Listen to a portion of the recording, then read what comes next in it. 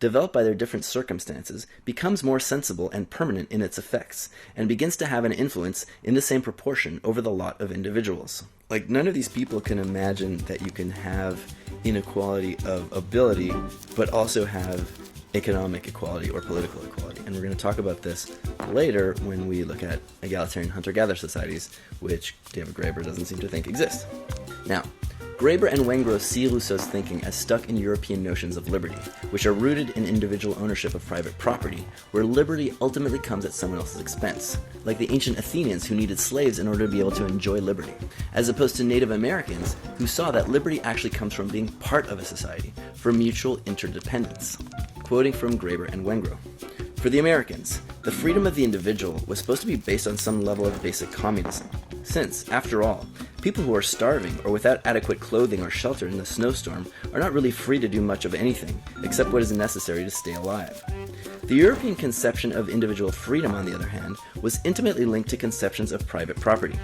From a legal point of view, it goes back to the ancient absolute power of the Roman head of the family to do whatever he wanted with his personal and private property, including his children and slaves. In other words, freedom always comes, at least potentially, at the expense of others. Moreover, there was a strong sense that households should be self-sufficient. Hence, true freedom meant autonomy in the radical sense, not just autonomy of will, but in no way dependence on any other human beings, except those under their direct power or control. Rousseau, who himself always insisted that he wanted to live his life in a way that did not make him dependent on the help of others, even if he had all his needs met by mistresses and servants, echoes this logic. When our ancestors made the fatal decision to divide the land into individual parcels and created, first, legal structures to protect their property, and then governments to enforce those laws, they imagined that they were creating the means to preserve their freedom. But in reality, they, quote, ran headlong into their chains. And I'm reading Graeber and Wengrow quoting Rousseau. This is a powerful image, but it is hard to imagine what exactly Rousseau's lost freedom consisted of. If, as he insisted, any continuing human relationship, even of mutual aid, was a restriction on freedom. No wonder, perhaps, that he ended up inventing a purely imaginary age in which each individual human wandered alone among the trees. And then a bit later we have this passage. Of course, Rousseau's effusions on the fundamental decency of human nature and the lost ages of liberty and equality were in no way responsible for the French Revolution in the sense of putting strange ideas into the heads of the sans-culottes. As we have noted, it was the intellectuals in European history who seem to have been the only class of people who were unable to wrap their heads around these ideas. But it could be argued that by bringing together the indigenous critique and the doctrine of progress originally developed to counter it, that he, in fact, wrote the founding document of the left as an intellectual project. So here, Graeber and Wengrow are differentiating between the spirit of the sans-culottes, the true street revolutionaries of the French Revolution, and the intellectual left, the middle-class lawyers and intellectuals who ended up taking power. And they're saying that Rousseau's narrative, according to which Graeber and Wengrow is a half-assed cop-out synthesis of the indigenous critique and the right-wing reaction to that critique, where we criticize hierarchies, but we ultimately resign ourselves to them. They're saying that this cop-out is the foundation of the intellectual left. And this is a setup for what I think is going to be a critique of the Marxist left. So like in their interpretation of Rousseau, where you have a harsh critique of hierarchy, based on a vague two-dimensional vision of a society of free and equals, that's ultimately a justification for hierarchy to persist. In the Marxist left and Leninist left, you have a far-off vision of a free and equal future, but you need these hierarchical parties and states and institutions to get us to that point. And it's often a point that never really materializes, and this is where we get the USSR and Communist China, etc. So in the next few paragraphs, Graeber and Wengrow quote an original member of the Illuminati, calling for a small cadre of intellectuals to lead society into an era of equality and liberty, and they point out that this seems to prefigure the French and Russian revolutions, and also that it looks just like an excerpt of Rousseau's writing. And in the excerpts that I read earlier in the episode from Turgot and Rousseau, they're setting up their argument that the idea that human beings started out as egalitarian hunter-gatherers, and then we transitioned into hierarchical societies because of changes in material conditions. They're setting up the idea that that's part of this intellectual left justification for hierarchy. In other words, they're saying that those people who argue that human beings started out as egalitarian hunter-gatherers, which is the majority opinion among anthropologists and has been since the 1960s, that what these people are ultimately doing is they're saying that we can't have egalitarian societies anymore because we're not hunter-gatherers anymore. like Turgot or Rousseau, saying that hierarchy is the unfortunate price of the benefits of civilization. And this is one of the main points that they make in their article, How to Change the Course of Human History, which is what we'll be focusing on next episode. And this is where I'll be starting to critique them very harshly, because this argument is just not true. Like, there are some people, usually people with no expertise, like Francis Fukuyama, who make those types of arguments. But there are no hunter-gatherer specialists who make those arguments, and there are many hunter-gatherer specialists who make the exact opposite argument, that the fact that human beings probably started out as egalitarian hunter-gatherers, enjoying liberty and equality at the same time, shows that human beings are capable of living in a state of equality and liberty, and maybe that we're even evolved and best suited to be living that way. And that we can do that in the context of civilization if we change some of our major institutions and our material conditions. And we'll see why the evidence that Graeber and Wengrow present that humans were not mostly egalitarian hunter-gatherers in the prehistoric Paleolithic past is really weak. And it's based on a really flimsy, factual, and theoretical basis. And also on a total ignorance, or in David Graeber's case, a total denial of the anthropology of egalitarian hunter-gatherer societies. And we'll see why the egalitarian origins thesis is still the majority opinion among anthropologists and hunter-gatherer specialists today.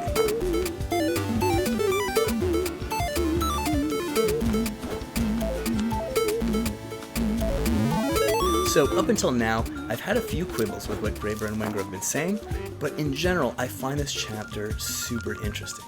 It's really exciting. I learned all sorts of interesting history that I didn't know. It changed my view of the Enlightenment, etc.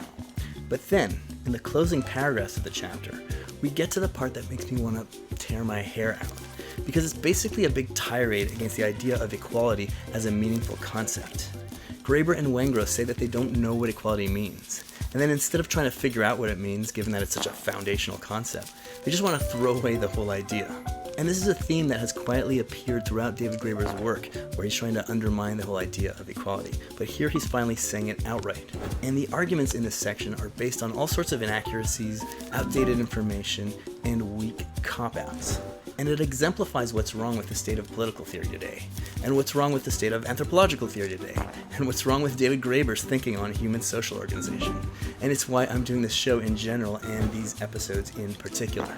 But in order for you to really see what's wrong with this stuff, and why it's just so obnoxious and counterproductive, and why their arguments in How to Change the Course of Human History are so obnoxious and counterproductive, I need to give you a little lesson on the history of the anthropology of hunter-gatherer societies, particularly of egalitarian hunter-gatherer societies.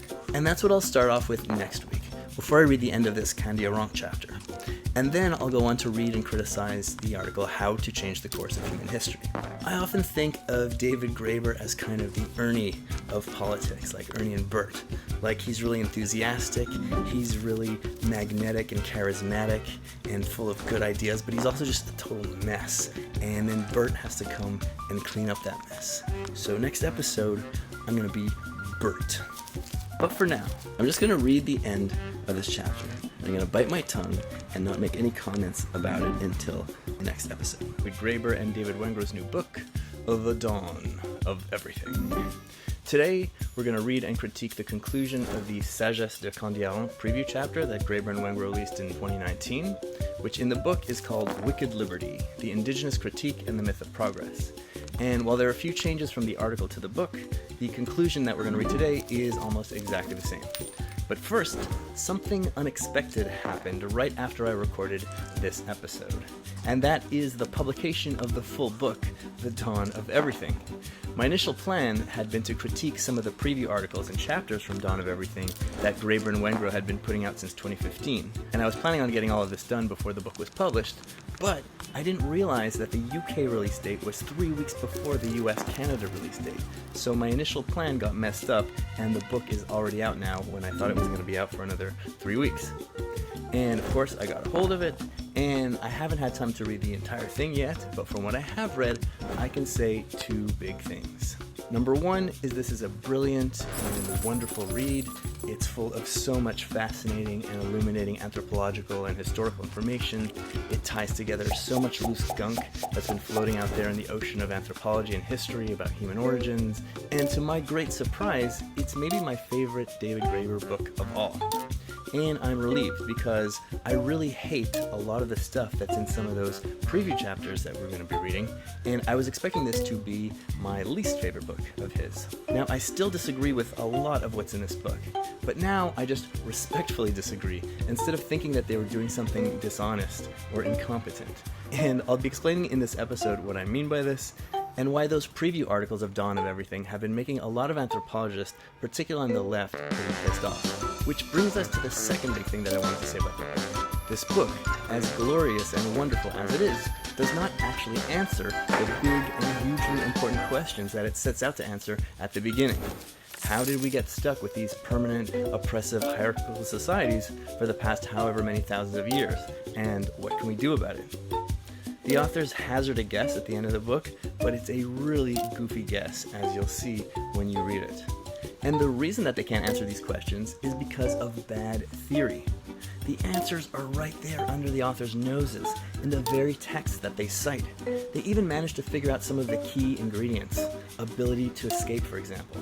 But they can't get to the actual answers because they think that if you look for materialist explanations, then the answers that you'll find will be deterministic ones that will doom us to permanent hierarchy forever and ever, which is not true. And bad theory leads to bad practice, which is the whole point of this show. Like, they can't even figure out where male domination comes from, even though there's been some classic anthropology on that which explains it pretty successfully. And you can go and compare my explanation for male dominance in episodes 7 and 7.1 with the goofy guess that they give at the end of the book about refugees and temples, if you want a good giggle. The reason that this book is such a glorious success, but then ends with such a flop, is the same reason that Occupy Wall Street was such a glorious success, and then ended in such a flop, which I'll talk about in a little video that's an outtake from this episode. But at the end of the day, I'm actually pretty happy that Graeber and Wengrow wrote such a wonderful book, but then punted on these big questions, because now my work is cut out for me. Graeber and Wengrow put together an almost masterpiece, and now I get to put the crowning jewel on top. So subsequent to this episode, and I'm not exactly sure when, I'm going to answer the central questions of Dawn of Everything, which the authors punted on. And I'm going to answer these questions using the very texts that Graeber and Wengrow themselves cite and discuss, and I'll be adding the missing ingredient of some basic ABC materialist analysis. And I already did a very rudimentary version of this in episode 7, which you can check out. Okay, so let's get back to the conclusion of The Wisdom of Kandiaronk / Wicked Liberty, the Indigenous Critique and the Myth of Progress. And please keep in mind that the rest of this episode, besides this intro, was recorded before the book was released. So while everything I'm saying is still accurate, in Dawn of Everything, after a career of ignoring 50 years of hunter-gatherer research, Graeber and Wengrow finally do talk a little bit about actual egalitarian societies, and they do so honestly. So my condescending attitude that I express in this video is a little bit obsolete, even if my criticisms of the text that I'm reading are still basically the same. Alright, let's do this.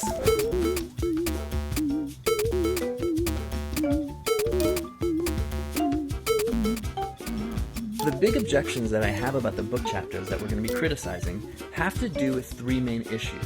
First, about the meaning of the term equality. Second, about Graeber and Wengrow's presentation of egalitarian hunter-gatherer societies, and also their presentation of the authors who write about those societies.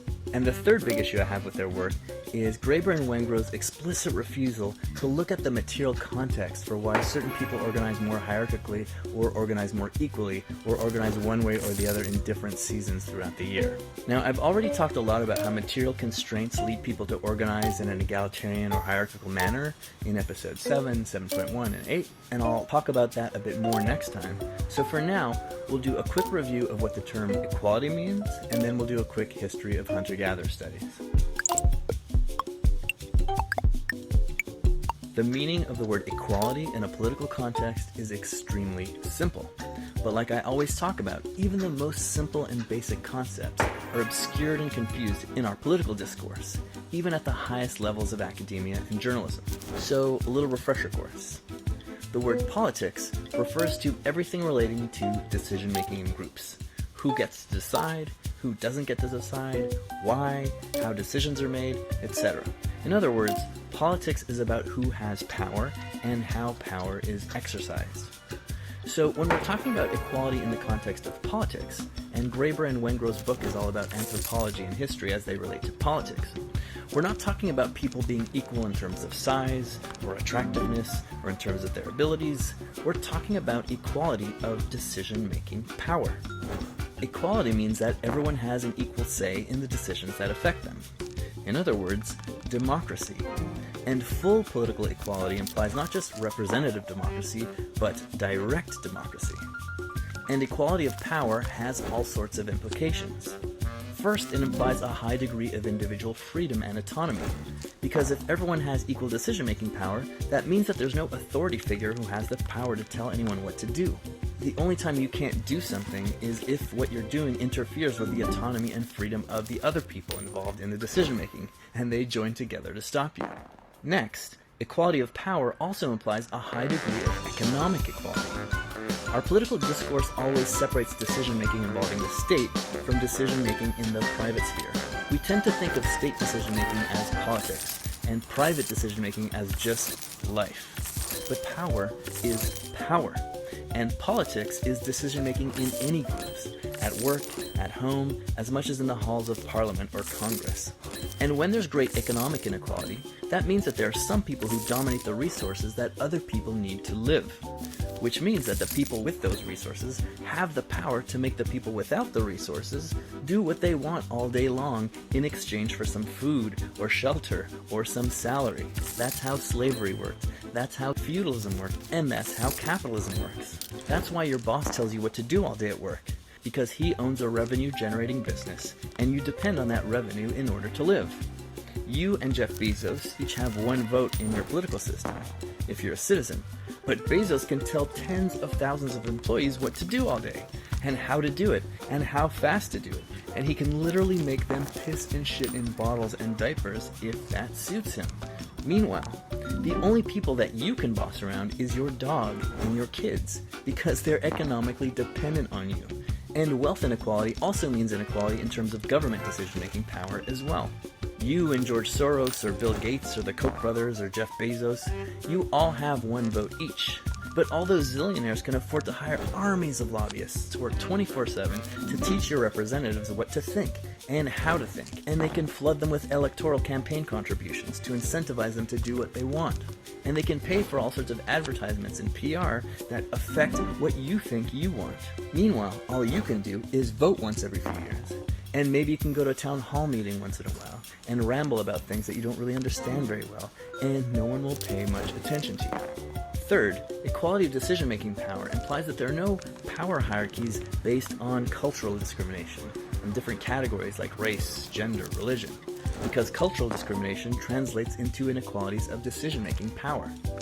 Like in a patriarchal society, men have more power by virtue of their status as men.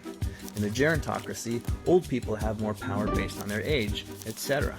So in theory, a truly egalitarian society would be one where there are no authority figures, where men and women are equal, and where there's economic equality. And as we'll see, it turns out that this isn't just theoretical. There are actually several societies that approach this type of equality. And one more thing.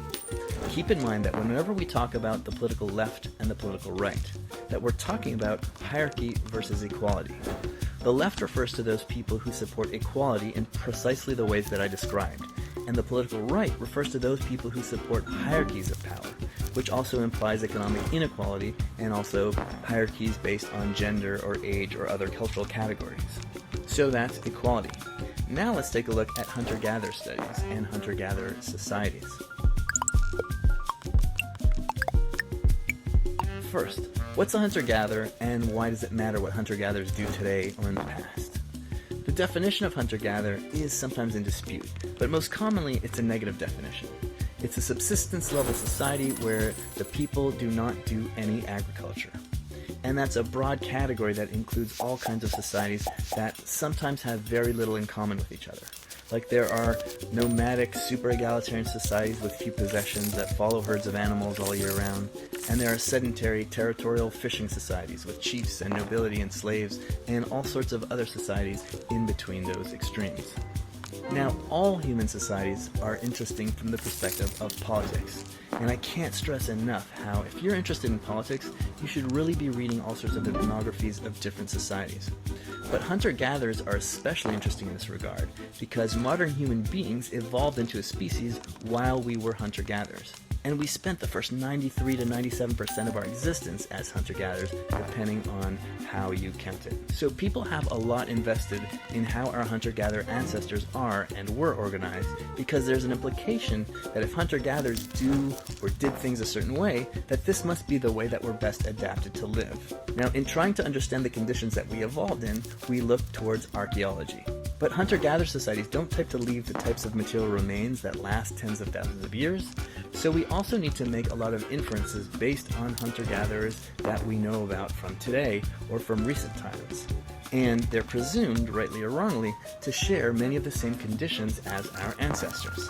And then we end up with all of these debates about how much the hunter-gatherers of recent times resemble or don't resemble the hunter-gatherers of Paleolithic times, and how much the conditions that they live in today don't resemble or do resemble those conditions of 20,000 or 200,000 years ago.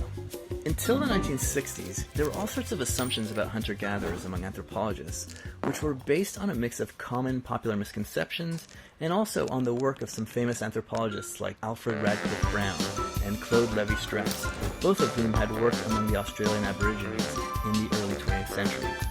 So, based on all these ideas, it was often assumed that hunter-gatherers were male-dominated societies, where women were basically slaves and baby makers. It was assumed that hunter-gatherers were made up of bands of closely related males, with unrelated females marrying into the group, and that cooperation was based on advancing the interests of people genetically closest to you, a bit like the Richard Dawkins selfish genes thesis.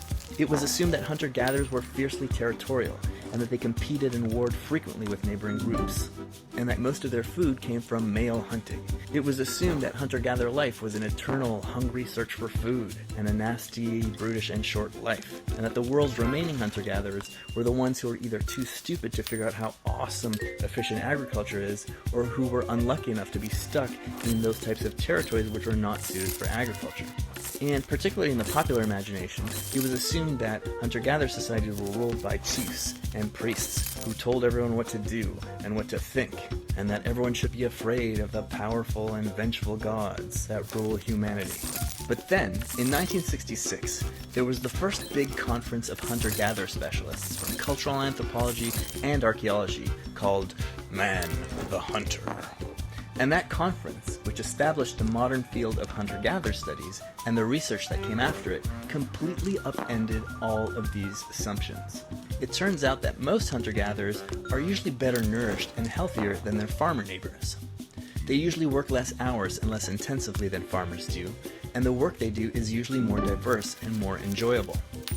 Meanwhile, archaeological finds show that prehistoric people's health almost invariably got much worse once they switched from hunting and gathering to agriculture. And in many places, the health of the general population never matches or surpasses hunter-gatherer health until the 19th century, except among small urban elites.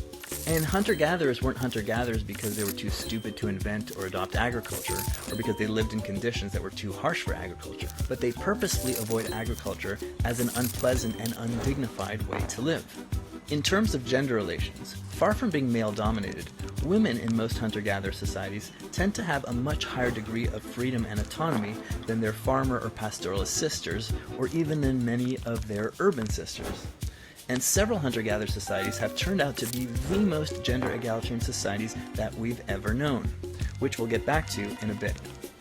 Surprisingly, it turned out that many hunter-gatherer societies are not organized into bands of closely related members, but rather they're organized into bands of largely unrelated members that are always coming and going, kind of like a modern urban neighborhood. And that has all sorts of implications that we'll talk about. It was also remarked that many hunter-gatherer societies are not territorial at all, and that they seem to engage in very little, if any, intergroup warfare. Many hunter-gatherer societies turned out to have no chiefs, no big men, no religious or patriarchal authorities, nor any authorities of any kind. And most hunter-gatherers don't worship their ancestors, and they aren't too concerned with their lineage, and they often have very loose religious beliefs, also kind of like urban people. And it also turned out that many hunter-gatherer societies strictly enforced economic equality via all sorts of interesting methods and institutions. In these societies, men, women, and children alike enjoy a life of material equality and personal freedom that's been considered impossible according to Cold War ideology that's still with us, where freedom and equality are presented as mutually exclusive propositions. In particular, the Kalahari Bushman cultures and the Central African rainforest pygmy cultures and the Hadza in Tanzania are described as examples of the type of libertarian communism that socialists have been dreaming of since the 19th century. In terms of political implications of this research, to paraphrase anthropologist Robert Kelly, these societies were not just seen as a model for what our ancestors were like, but also as a model to emulate for our future. Quote, "Increasingly dissatisfied, many rejected the mainstream of Western society and searched for an alternative way of life, in which material possessions meant little, people lived in harmony with nature, and there were no national boundaries to contest. It was the context for John Lennon's song Imagine, and for the numerous hippie communes. Hunting and gathering had kept humanity alive for 99% of its history. What could we learn from it?" Now, of course, all this stuff was ferociously challenged and debated, because everything should be debated, and also because politics. There are always people out there who are threatened by the idea that men and women can be equal, or that people can be free and equal at the same time. Some people are very attached to misery and war and exploitation. And maybe not coincidentally, the best compilation of these critiques and arguments can be found in the Unabomber's manifesto, that paragon of joy and happiness.